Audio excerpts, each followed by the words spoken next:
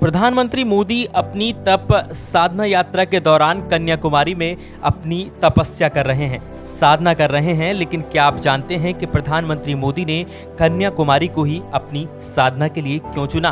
तो आइए आज हम आपको बताते हैं। कहा जाता है कि कन्याकुमारी को लेकर धार्मिक मान्यता है कि यहाँ के समुद्र में स्नान करने से मनुष्य के समस्त पाप नष्ट हो जाते हैं।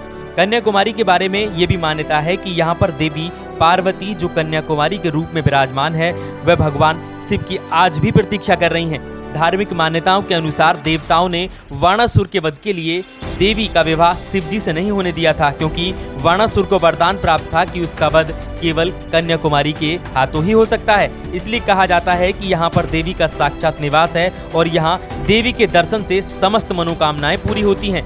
कन्याकुमारी की एक और खास बात है, यहाँ पर जीवन का आरंभ और अंत का आध्यात्मिक ज्ञान भगवान सूर्य स्वयं देते हैं। इस दृश्य के दर्शन के लिए यहाँ हर दिन बड़ी संख्या में तीर्थयात्री आते हैं।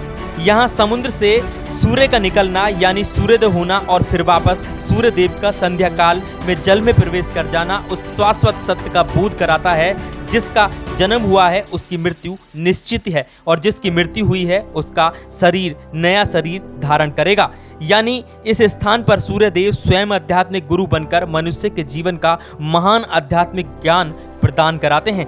इसलिए ध्यान साधना के लिए कन्याकुमारी साधकों को काफी आकर्षित करता रहा है। प्रधानमंत्री नरेंद्र मोदी उस प्रसिद्ध स्थान पर साधना कर रहे हैं जहां विवेकानंद जी ने साधना की थी।